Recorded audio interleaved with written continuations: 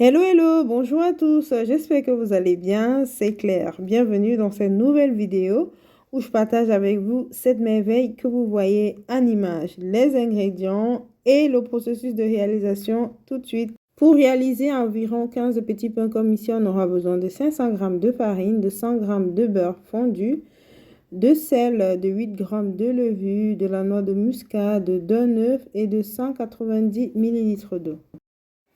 Et bien évidemment de la farce qui n'est pas ici en image. Pour commencer, je vais directement râper ma muscade sur la farine. C'est vraiment facultatif. Vous mettez seulement si vous en avez envie. Je rajoute le sel et la levure. Et par la suite, je vais bien mélanger. Par la suite, je casse mon œuf que je mets directement. Vous pouvez faire le mélange sur le côté avant de rajouter. Je rajoute le beurre et il va nous rester pour terminer l'eau. Alors ici, pour les 500 grammes, j'ai pris 190 millilitres d'eau. Mais il faut dire que la quantité d'eau dépend du type de farine que vous auriez. Une fois qu'on a tous les ingrédients ensemble, on va simplement bien les mélanger. Pas besoin de pétrir la pâte pendant longtemps. Une fois que le mélange est fait, on va laisser reposer le temps de réaliser la farce, donc environ 15 à 20 minutes. Je profite pour me présenter. Moi, c'est Claire et je partage avec vous ici la cuisine camerounaise et d'ailleurs. Donc, si vous aimez ce genre de contenu, n'hésitez pas à vous abonner. Pour la face ici, c'est à la viande. Et avec ça, je vais mettre les poivrons, le persil, les jeunes oignons, autant pour moi, oignons blancs, ail, quelques feuilles de menthe, c'est facultatif, et de pommes. Il y a également des carottes et bien évidemment la viande qui ne figure pas ici en image.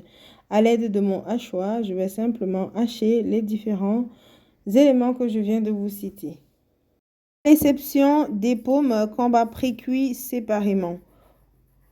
Mettre directement votre viande à cuire. J'ai déjà fait cuire les pommes à l'aide d'un presse-pomme. Je vais hacher les pommes comme vous pouvez voir ici en image. Et vous savez bien, les pommes, c'est facultatif. Une fois que mon mélange est bien homogène et que la viande est cuite surtout, je vais directement rajouter tout le mélange que j'avais haché tout à l'heure. Je mixe les carottes et je rajoute directement au feu. Je rajoute les épices pour relever le goût du plat ici. Ici, c'est un mélange d'assaisonnement pour viande. Je mélange bien, je rectifie le sel au besoin. Et comme vous le savez, si vous avez vu mes vidéos précédentes, j'ai pas besoin de laisser cuire longtemps les légumes au feu, vu qu'ils vont continuer de cuire pendant la friture. Une fois que ma farce est prête et mise de côté, je vais m'attaquer aux petites boules pour réaliser nos petits chaussons. Ici, j'en ai fait 14 ou 15 au total. Mais au final, j'ai trouvé que c'était un peu gros. Donc, j'aurais pu même en faire 20 pour avoir une pâte bien fine. Mais bon, c'est une première recette. Je pense que j'en ferai une deuxième à la viande. Donc, on prend nos différentes boules qu'on a découpées tout à l'heure. On va les aplatir le plus finement possible. Vu qu'on va enrouler la pâte sur elle, il n'y a pas besoin que la pâte soit épaisse. Sinon, on aura trop de pâte en bouche. Donc, vous allez aplatir le plus finement possible. Une fois que j'ai bien aplati, surtout le bout de la fin, il faut que ce soit encore plus plat. Je vais vous dire pourquoi pendant la friture. Donc, à l'aide d'une cuillère, je vais simplement disposer la face ici, au bout. Je vais refermer comme ici. Il faut se rassurer que c'est bien fermé. C'est ça qui va éviter que votre face ne se retrouve dans l'huile pendant la friture. Une fois que j'ai refermé la face, je vais, comme vous le voyez ici en image, soulever pour sceller, pour bien sceller. Et là, je vais maintenant commencer à rouler la pâte sur elle-même en ramenant mes mains vers les bords pour former, pour faire un beau dégradé, pour réaliser une belle forme. Je ne sais pas si c'est assez visible, comme ici en image. Et je vais réaliser le même processus jusqu'à épuisement de la pâte. Donc, je prends les petits bouts de pain que j'ai réalisés tout à l'heure. Je commence à former comme un boudin, juste pour que pour aplatir, ce soit beaucoup plus facile. Et pareil, j'aplatis le plus plat possible, mais vraiment le plus plat possible. Et par la suite, je mets la face, je fais simplement rouler dessus comme j'ai montré en moins accéléré tout à l'heure. Et si vous constatez que le bout d'un de vos pains s'est détaché, renforcez avant le moment de la friture. Sinon, toute la face va se retrouver dans l'huile. Et voilà ce qu'on obtient. Il y a assez de régularité dans nos pains. Avant de terminer de les rouler, j'ai déjà mis l'huile à chauffer. Je vais commencer la friture et pendant que ça frit, je termine de rouler les autres. Idéalement, utilisez une huile pas trop chaude.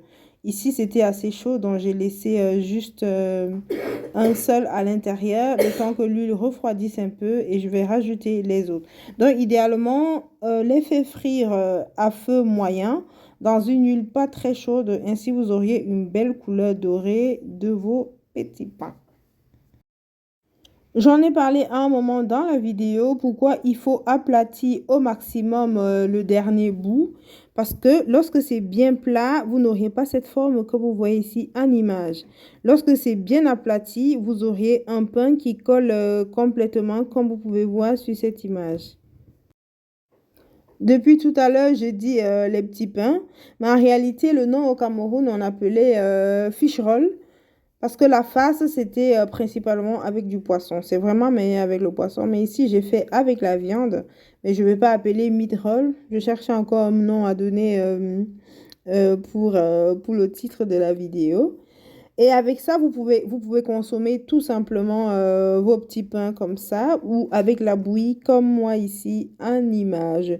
Alors la bouillie, c'est la prochaine vidéo, comment j'ai réalisé la bouillie avec le maïs frais. Et c'est déjà la fin de la vidéo. Si vous avez regardé jusqu'ici, je vous dis merci.